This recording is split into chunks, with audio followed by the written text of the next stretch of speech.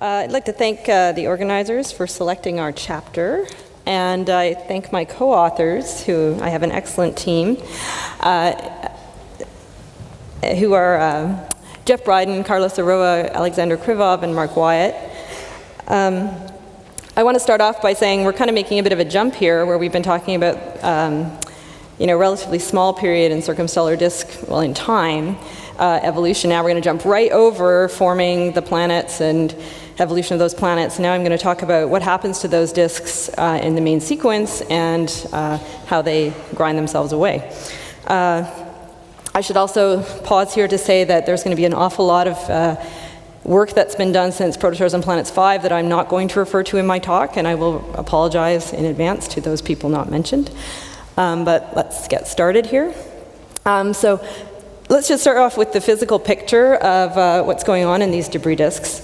They're actually produced from the remnants of the planet formation process. So when you see a debris disk, it basically tells you that some sort of whatever those processes are were successful in forming things that were at least hundreds of kilometers in size. And then over time, in the main sequence, second generation dust is produced, we think, by collisional processes in these disks. And the debris disks therefore actually include not just the dust that you can actually detect, but the original planetesimals that are unseen and are large and may be arranged in sort of wide belts or in narrow so-called birth rings, and all of the material in between those sizes. So when one measures the mass of a debris disk in dust, there's a whole lot of mass that's basically not being sampled in that estimate. And trying to work up to the total mass of the disk is actually quite challenging. Let me talk a little bit about when we believe we reach the debris phase. So this is a plot that's been shown several times now in this meeting by Jesus Fernandez et al. In 2008, showing basically the fall off in disk frequency for young clusters, and basically by about 5 megayears or plus or minus some amount where we adjust the age, basically you end up with close to zero frequency in protoplanetary disks. There's the plot on the right is actually showing measured disk masses including protoplanetary disks here and debris disks, we believe, on this side, from some millimeter measurements where basically the disks, certainly the debris disks, are optically thin, and so you can sample all of the mass, and we believe the protoplanetary disks likely optically thin at those wavelengths as well. This is data plot from Olia Panish's work, which has just been accepted, using basically, it's based on a plot by Mark Wyatt in 2008, but augmented with new data from the SCUBA 2 survey of debris disks. And basically what you see is that around 10 megayears, there's definitely some kind of transition going on where maybe before 5 megayears or so, most of these disks are likely to be protoplanetary. And probably at some period after 10 megayears, maybe by 20 megayears, you're likely to be looking at a debris disk. But things are a little bit fuzzy in that 10 megayear regime. It's not certain which sort of disk you're looking at. You may need to rely on other indicators to deduce which type it is. So just a few comments on the difference between protoplanetary and debris disks. So in protoplanetary disks, there's a gas component. In debris disks, no real gas. You may have accretion onto the star, no accretion in a debris disk. You may be optically thick or very optically thin. So basically, it should be a somewhat simpler system to look at. When it comes to detecting debris disks, there's two main techniques. The first is scattered light, and basically these show up with beautiful images that we in the radio are very envious of. So these are all Hubble images of debris disks. This is AU-MIX seen edge on. Here's one seen face on, and then this is HR 4796. And basically you can see pretty subtle structures in the scattered light images, and you're highlighting, though, the position of small grains that are about the size of the wavelength you're observing. Therefore, you are not really tracing the planetesimal belt or the large unseen things where basically to get at the position of that planetesimal belt, you really want to go after larger grains, so go to longer wavelengths. The inner region is also often opaque to us because we have to use some sort of coronagraph to block out the light from the star and detect the disk. I'll point out there are two posters related to detecting debris disks in scattered light, so please go check those out. The second technique is thermal emission, and here's Spitzer data, ALMA data, and the more typical scenario we've been stuck with in the past when dealing with unresolved disks in thermal emission.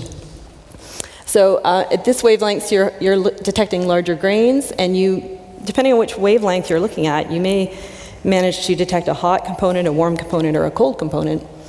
The resolution has been a limitation in the past, as I alluded to with respect to the SCD.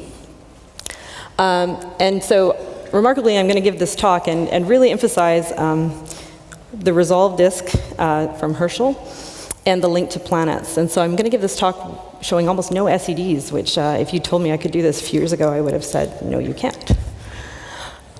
So let me talk a little bit about why we think debris systems are related to planets or important for consideration in exoplanet systems. I already mentioned that basically the dust is replenished from kilometer-sized planetesimals, but the dust has to be stirred somehow at some point in its evolution, or the planetesimals have to get stirred to start the collisional cascade that produces the debris disk. And one of the favored things for creating the stirring is the creation of some large body in the disk, like a planet. The other factor is that we often see, when we manage to resolve these disks, cleared inner rings and possibly eccentric rings. So the classic example of this is the Fomalhaut disk detected by Paul Callas, and basically its companion, Fomalhaut B here, seen in the scattered light image as well. But the real, and Fomalhaut actually, I'm going to show many images of Fomalhaut in a minute, but there's a sharpness to the inner ring of Fomalhaut that is very, it basically is very tantalizing to attribute that to the presence of a planet sort of right inside the ring. And this ring is actually at about 130 AU. But there's also an offset here between the central position of the disk and the position of the star. And that is somewhat more indicative of the presence of a planet, because you can have other scenarios that create this cleared inner ring other than the presence of a planet. Here's a nice ring structure as well. This is a deconvolved image from Herschel by Jonathan Marshall, part of the DUNES team. And this is HD 207129. And this also shows this very nice centrally cleared structure at a much longer wavelength. Another factor that sort of excites us and makes us think there could be planets in debris systems are the asymmetries we see in debris disks.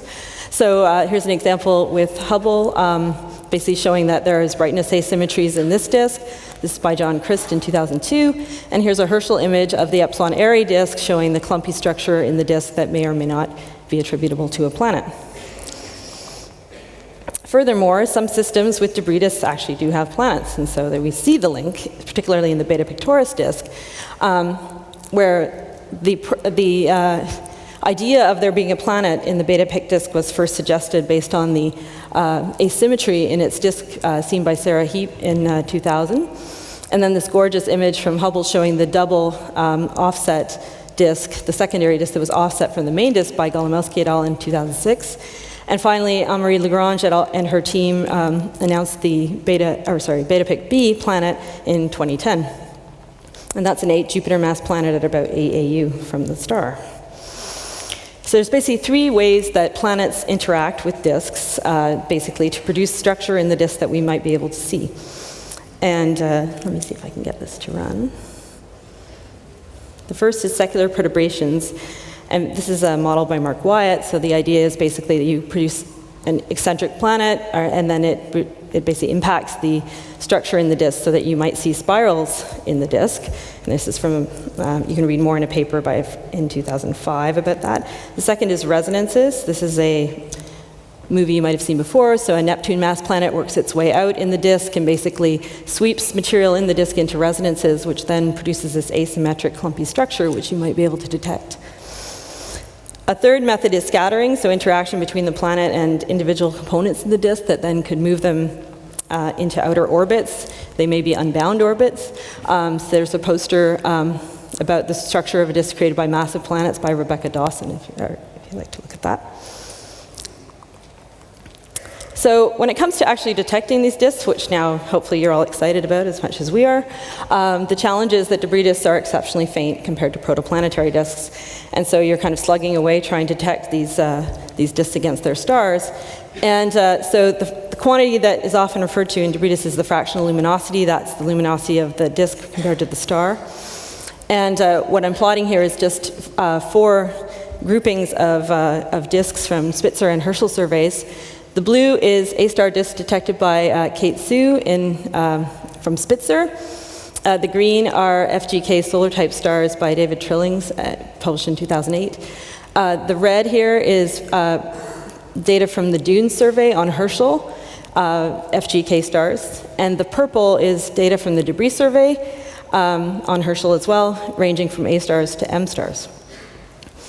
So a few things to note here. So the A-stars actually, although we were sensitive, we could have detected fainter disks with Herschel. We do not see a significant population of disks that are fainter than those detected with Spitzer.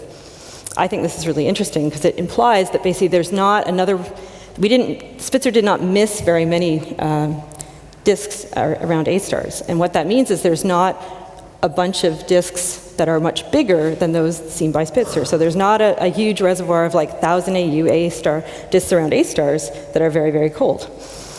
On the contrary, the FGK situation is different, and the Herschel went significantly deeper than Spitzer, and reaching sort of fractional luminosities about 10 to the minus 6 here. The Kuiper belt is thought to be a few times 10 to the minus 7, so we're still not quite at the Kuiper belt level for dust, but getting down there now. So what are the incidence rates that one sees when one does these surveys looking for debris disks? How successful are you? Well, if we're correct about our understanding of how we think debris disks arise, many systems may have debris disks that are just too faint to be detected. So these are really detection limits sort of rates. But as I've already mentioned, the A-star rate doesn't change a lot between Spitzer and Herschel. So it's sort of hovering at about 25 to 35%, where 25 is the Herschel rate and 35 is Spitzer. There is evidence of decreasing incidence with age, or brightness with age, as I'll talk about in a minute. For the FGK stars, it's a bit more all over the map. It depends on which survey you look at and which stars and how old and within what volume. So this is a much larger range, and the high end here is Herschel, and it's data from Carl Saroa's group. The data from Debris, which is my survey, is slightly a slightly lower rate of incidence. But we see basically this more change with which wavelength you're looking at and how old the stars are. And you do see, again, this decrease in brightness with age up to about 1 gig a year. The M-star situation is still pretty dire. If you do any sizable sample of M-stars, unless they're super young, like the Liu et al. Work, where we were looking at very young stars and we detected 2 of them, basically it's pretty much 0%. With Debris, we surveyed 89 M-stars and we detected 2, so it's about a 2% rate. So that's the most successful so far. I should point out right here that basically the rates that we're measuring around FGK stars, for instance, are very similar to those that have been published by Kepler quite recently. So FGK stars rate of about 16%, and this is with periods up to about 85 days. So that's obviously probably a lower limit. Let me talk a little bit about dust excess evolution. So how does this change as the stars age? And the reason I'm going to show Spitzer here is because the Spitzer A-star sample was not volume limited the way our Herschel sample was, and therefore they actually targeted more young stars, so you get a much better sense of what's going on at the very lower ages here in Kate Sue's and George Ricci's work.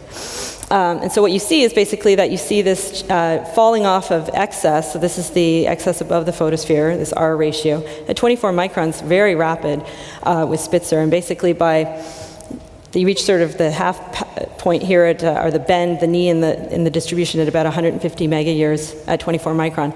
The situation at 70 micron is a bit different, and so it actually takes about out to 400 mega years to reach that same bend in that distribution. So basically, this is showing that the 24 micron excess decays to nothing. You don't detect excesses anymore if the star is older than 400 mega years. Whereas at 70 micron, you still have a few of these. So that suggests some sort of inside-out clearing of the debris disk, where basically you grind the material much faster in the more dense inner region. And that's where the dust is warm, and so the 24 micron disappears first, and 70 takes longer. What you're seeing here is basically a histogram of the A stars that are younger than 300 megayears and older than 300 megayears, and so they are systematically brighter when they're young. And this is sort of the limit of where Spitzer reached. And here's again the Kuiper belt for reference.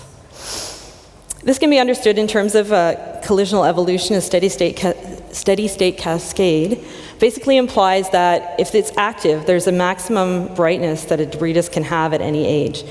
So what these heavier lines here are basically work by Torsten Lohn et al. In 2008, and basically it shows that there's a dependence on how bright you are at the beginning, and basically you evolve down from there.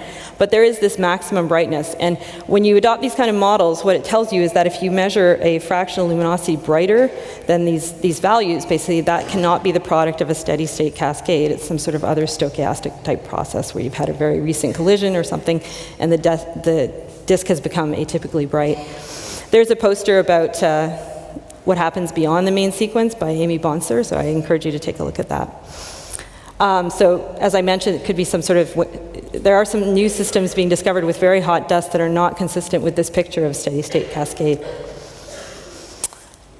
So now where is the dust in these systems? So this is just a very nice cartoon created by Kate Sue, and she was nice enough to let me use it. And basically it showed highlighting the zones of dust where we see dust in around main sequence stars. There's some very recent work from near-infrared interferometers that detect very, very hot dust very close to the star that is not thought to be the product of steady-state evolution. There's a poster trying to explain the presence of this hot dust. I encourage you to check it out. And similarly, in the terrestrial zone, you can have hot dust as well, slightly not quite as hot, 300 K. Also may or may not be the product of a collisional cascade. But once you get into the asteroid sort of analogous zone, you sort of at 150 K, and you can have this sort of steady state collision explain the presence of dust, for instance, all that was detected with Spitzer. And then when you get out here, this is kind of Herschel's regime, detecting the Kuiper belts around other stars. This is the cold dust. And there's also some fraction of sources that actually show evidence for this disk halo, where you get a lot of grains quite far out and basically expanding outward from the star. I'll show an example of that later. It's very important to keep in mind which wavelength and what resolution you have when you're looking at your debris disk. So this is a nice one because it's pretty consistent, one wavelength to the other. And I'll just start, earliest in time was the Scuba image in 1998, which was the first to resolve Fomalhaut's debris disk, which was of course detected first by IRAS as an excess. And you see this because of the resolution here, and here's ALMA for contrast, right? You basically appears as two blobs seen as a disk edge on. You detect the two outer limbs of the disk, of the ring. And then with Spitzer, it's a little bit different because the 70 micron shown in red basically has a very similar structure to the Scuba data, so it's probing the cold dust ring as well. But there's a 24 micron component that's very centrally peaked, and that is actually not tracing this ring structure, but instead a warmer inner component closer to the star. And then the HST image I've already shown you. This is the ring from HST, and this is what it looks like with Herschel. And the asymmetry, or the offset, is quite apparent in the Herschel data, so the resolution is exceptional here. And you can see that the ring is also brighter closer to the star. And then also here's this is, the blue here is HST, the red is ALMA, and it's worth keeping in mind that this is 1/100th the resolution that ALMA will have, potentially, when it has full ALMA, which is pretty amazing. And you can also see that ALMA's picking up another component here centered on the star. So basically, in the case of Fomalhaut, the ring looks pretty similar at most wavelengths, except for the shortest one, where you're picking up this potential asteroid belt in the center. And as I mentioned, it does show up at other wavelengths too, but with resolution, you can separate those two components out, and that's where power of resolution comes in. So what about resolved belts? So once we actually have resolved imaging, we can do a lot more, and Dunes and Debris together sample some almost 500 stars with Herschel and have reasonable detection rates. I already said Dunes was 20%, and basically half of those detected disks are resolved. So this gives us a wealth of information not available when all you have is an SED. So we can fit the temperature of the dust, measure the radial extent of the material. This is data from my student Hannah Broekhoven-Fine from a paper in 2013 showing the disk around Gamma Dor. When you subtract off a point source at the position of the star, you clearly see that the disk is well resolved. And you can see from the SED, you can pick up multiple components in that disk as well. You measure inclination once you have a resolved image of the disk and position angle in the sky. Also, fractional luminosities. You may be able to get the mass of the disk from modeling or some millimeter observations if you can get them. And probing, and when you measure a difference between the real size of the disk on the sky and the radius you would infer from the temperature of the black body, that tells you something about the grains, because if they're comparable, you have something like a black body grain, and if they're not, there's something else going on with a different, something about the dust grain sizes or compositions are different. There's actually posters, one emphasizing a resolved disk from dunes here, and the other one related to dust grain, understanding dust grain distributions in disks. I mentioned being able to measure inclination. So one thing you can do once you've done that is you can start to compare the inclination of the disk in a system to the star itself. This is tricky because it's hard to do both these things. So we found 12 systems in which we now have inclinations measured from resolved images from Herschel, and there's independent measurements of the stellar inclination. So what we found, and this is work being led by Jane Greaves, this is joint dunes debris collaboration, that there's alignment within 10 degrees for all the systems. And so there's not a lot of suggestion of misalignment in these systems, and this is different than the case of very close-in planets, where several authors have noted basically a misalignment or even retrograde motion for very close-in planets to their stars. So this is not evident in the disks around some of these stars. I mentioned halos earlier, so let me talk a little bit about what halos are and how we can explain them. So this is HR 8799, which of course is a multi-planet host. And this is the Herschel data, where I've picked out only the 100 micron. And basically what the halo is a cold, very extended, that should say, portion of the disk, not extended extension, of debris. It's dominated by blowout grains, and they may be on hyperbolic or bound orbits.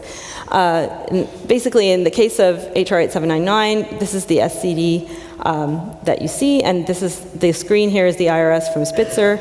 And using particularly those wavelengths, you can pick up this unresolved hot-warm component that we don't really sample with Herschel. With Herschel, we see a very cold component, about 36K, that is actually made up of two separate components, or that have two different radial distributions, and that's shown in this plot here. So this is SED, just the SED itself, and then from the imaging modeling, you can pick up this double distribution here, where there's a break in it at about 300 AU.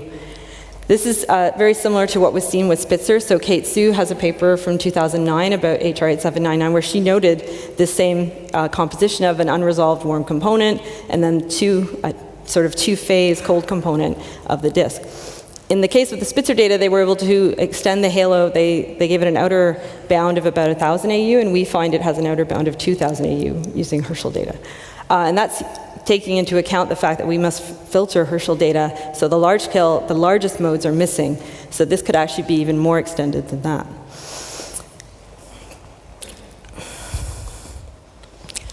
Here's another nice resolved image from Herschel. This is the one I showed earlier, 207129. It's a G-type star, so a solar type star, unlike HR 8799, which is an A star. And it shows no evidence of a halo, and there has no detected planets. But there is some evidence of transport of material inward in the disk, in the sense that the disk is definitely smaller at 70 microns than it is at 100, than it is at 160. And these are the deconvolved images, so that's not just the resolution difference of Herschel. There's two papers written very nice papers written about this disk. I encourage you to take a look. Another interesting result that's come out of Herschel is the cold disk candidate. So there's actually several of them reported by the Dunes team. And what you can see here is the image. This is 100 micron, 160 micron. And this is the SED, where there's no excess evident until you hit the 100 micron point, and then you have a slight a growing excess there. So these are extremely cold disks, and they have temperatures close to black body. And Sasha Krivov has written a very nice paper that's just come out, suggesting that they may be belts of unstirred primordial macroscopic grains, and so it's a system that failed to basically produce planetesimals, but built some sort of small grain that's now detectable to Herschel. So how does this fit into the picture of a standard model, this collisional model that we have for debris disks? So this is a figure from our article, and basically attempting to explain some of the features and how things change when you actually have different types of disks. So this figure here on the left is showing it's basically the cross-section of density over size, and this is grain radius. And so there's a blowout limit where basically you lose grains that are smaller than this. And then at some point, all of these distributions sort of become a power law with a slope between 3 and 4. What's interesting is what happens when you vary the amount of stirring, so that's given by this E factor here, and the sort of how dense the disk is. So going from more dense in the red here to less dense, those are the 3 red curves, and then changing the amount of stirring. So in the case of if you've got very low stirrings, that would be the blue curve, you change the peak of your grain size, and so you can end up with much larger grains. And there's a similar effect of changing the peak grain size if you actually have grain transport. So if you've got a lot of Poynting-Robertson drag or something moving material in the disk, right, then you shift your grain size from small sizes to larger sizes. And the figure on the right is basically showing optical depth as a function of distance to the star. And it basically is showing that you can get different sorts of features in your disk depending on how dense it is and how well stirred it is.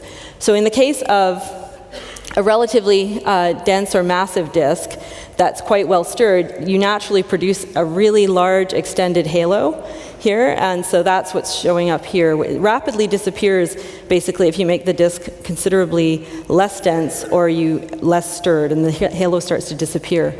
So this explains why you can have halos are predominantly seen around A stars, and so they may just be the natural consequence of a very massive disk to start with. Let me show a few asteroid belt analogs as well, because it's not just Kuiper belts we're actually picking up. So these are warmer dust. They're often called exozodis. They may exist at 1 to several AU, or somewhere near the habitable zone. Typically detected in the mid-infrared, seen with Spitzer, IRAS, and WISE. They're a lot less frequent. The rates are much lower. So where I said we had, even 20% or up to 35% for the cold disks, it's about less than 1% or 1% or so of stars show evidence of these exozodis. However, I think it's really interesting that this component is also being now detected with ALMA. So I mentioned this already, but here's the ALMA image of the AU-MIC disk, which shows the nice cold dust disk at about 40 AU, and this is not the star. It's far too bright, or it's got too much flux there to be the star. And so Meredith McGregor and her collaborators surmise that this may be an unresolved asteroidal disk around AU-MIC. So I think it's great that ALMA, designed to detect the cold dust, is also able to pick up warmer dust centered on the star.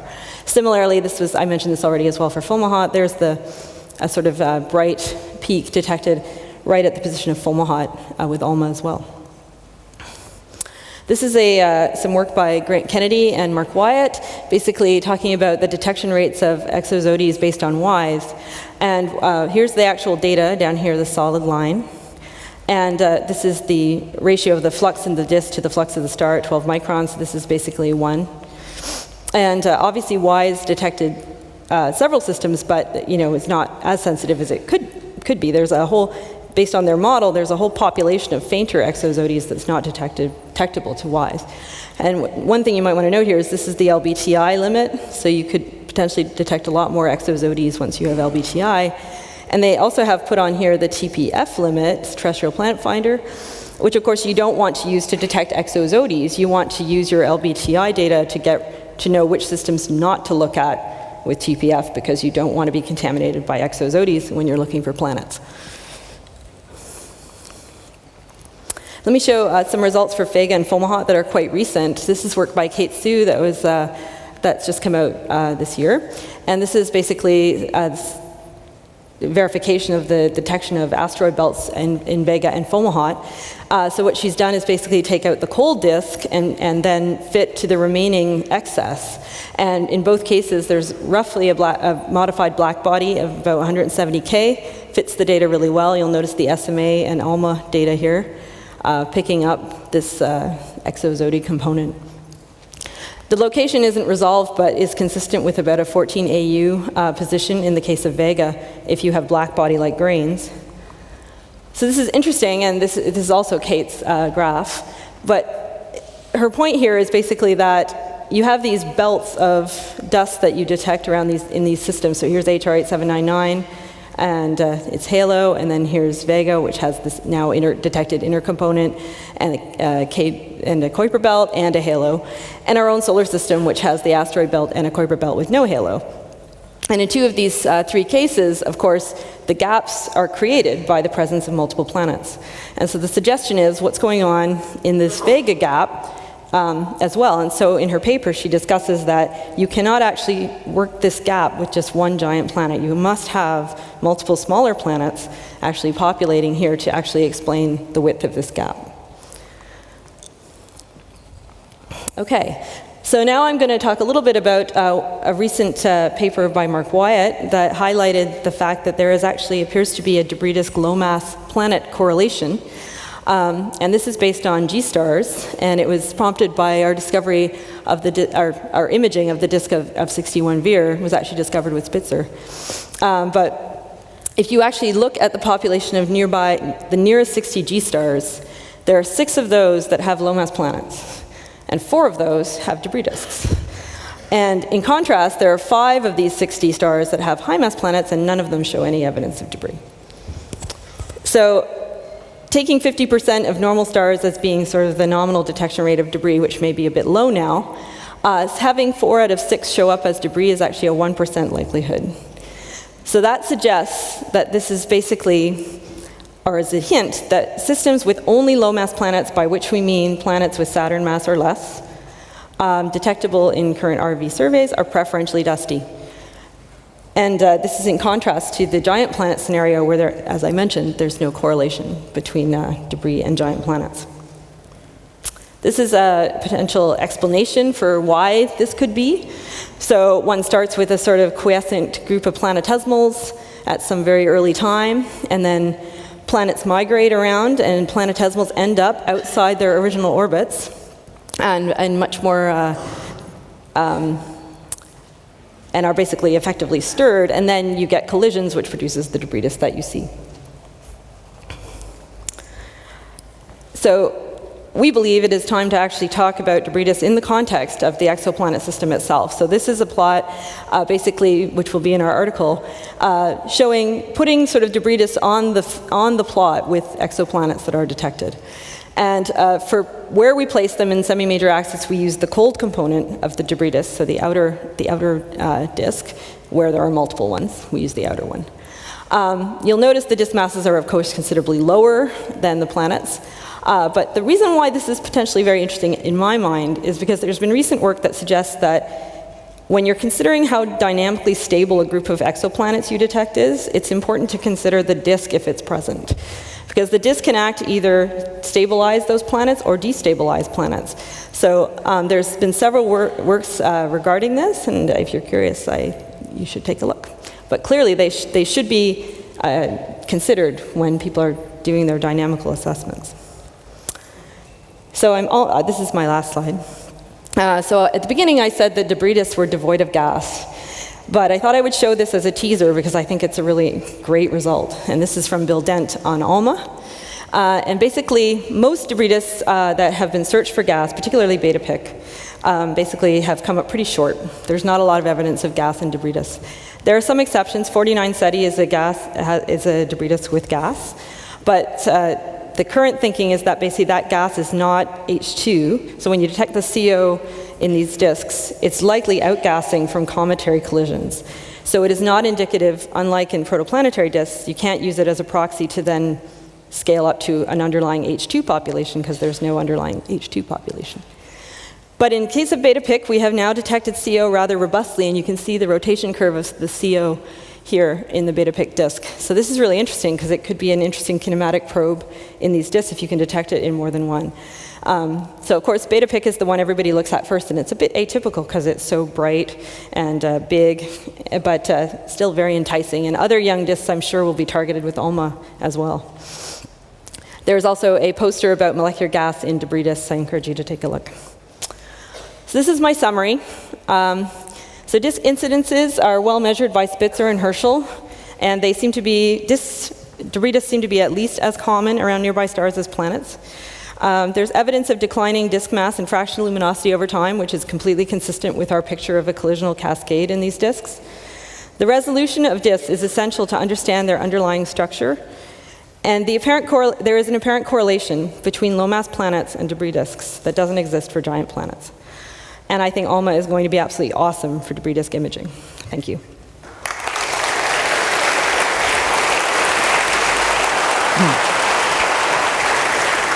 Thank you, Brenda. So we have time for questions. Okay, yeah, all right. Brenda, with Spitzer, there was a suggestion that the data were consistent with every star having a debris disk with, say, a median of about the solar system zodiacal light signature.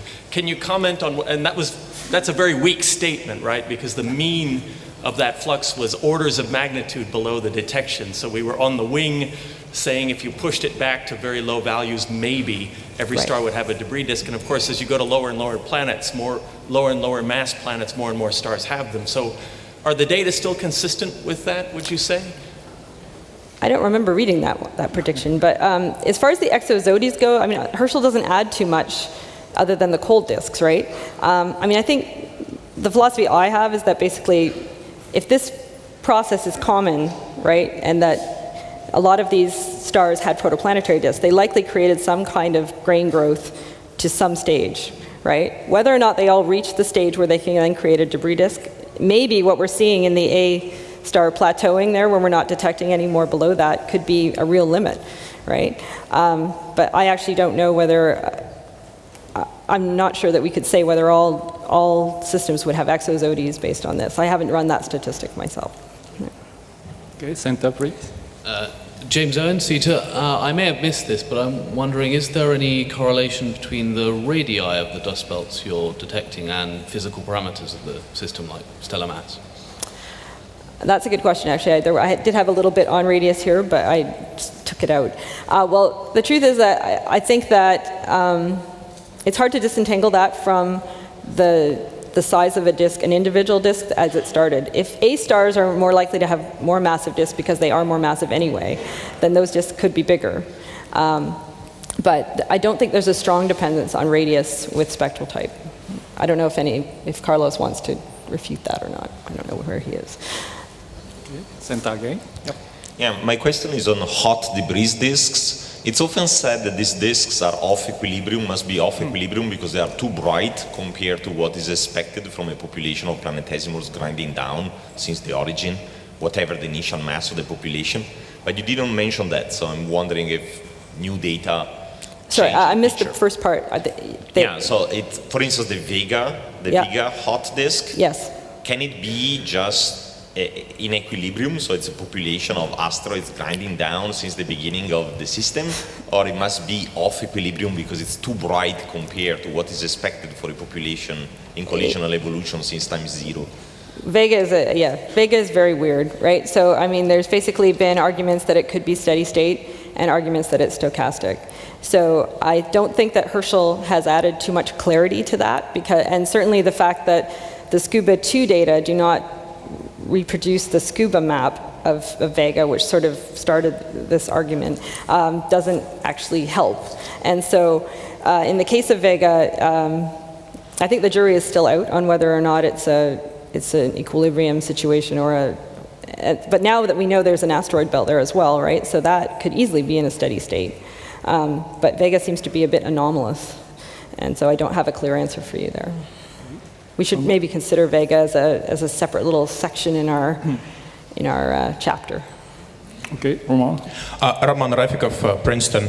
I have a question about the impact of binarity on the rate of occurrence of debris disks. Has anyone looked at this in the same way as it was done, for protoplanetary disks, for example? Well, so as far as binarity goes, this is the result from debris. So we have roughly 42% of our sample is binaries, and we've checked it reasonably well as we can, and we believe that they are binaries. And in every case, at every spectral type, there are less. So what you're looking at here is debris disk fraction versus spectral type. And basically, in every case, there are less debris disks around the binaries than there are around the single stars.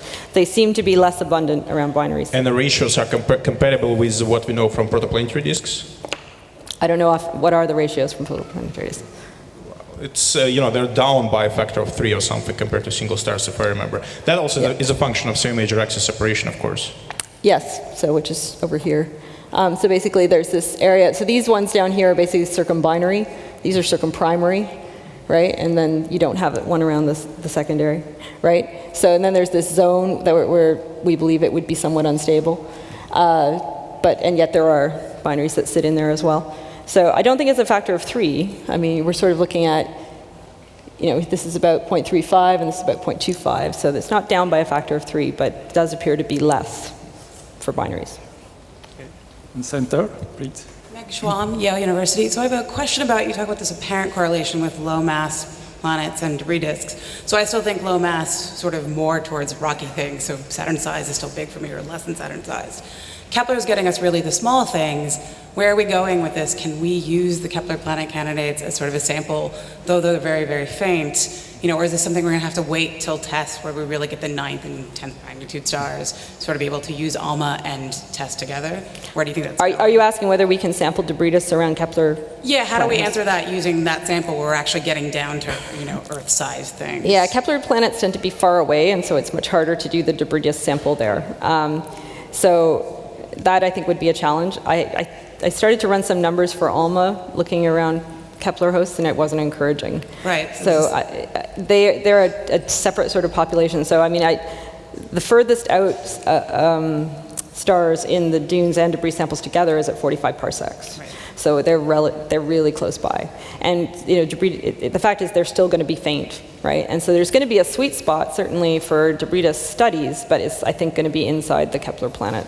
Have you looked at potentially for tests now that that's sort of scheduled to launch? What is TESS? TESS is, it's going to look at all the bright stars, all sky, doing transits. So they're going to do every bright star in the sky. It's going to launch in 2018. It's a NASA mission.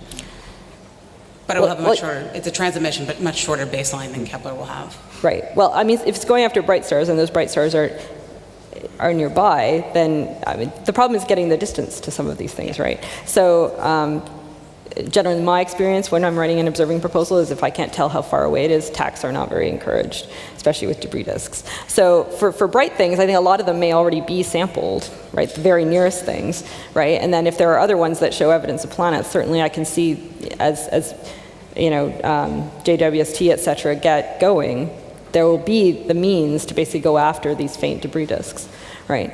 And I think that might be a more encouraging sample than the Kepler. Thanks. Okay, last one. All right, Stuart Corder, Joint ALMA Observatory, just a comment on the Fomalhaut data. I don't know how confident I'd be in trusting a lot of that excess on the photosphere, and while it's promising we didn't see the emission in the extended configuration, which suggests it might be real, it was also at about the 7% point in the primary beam, and I get really nervous making any kind of imaging or conclusions about that level. And also, I shudder at the idea of Fomalhaut on 15-kilometer baselines, but we can... Yeah, I know that part, but I still think it's pretty amazing that the resolution difference is that stark. So I would say that you could, I mean, that those data do somewhat rely on that ALMA point as a lever arm to sort of fit it, but definitely the peak of the black body is still there, even without the ALMA data. So I think that the evidence for there being some sort of emission closer to the star is robust in Vega. Okay, so let's thank Brenda again and all the speakers in this session. Okay, so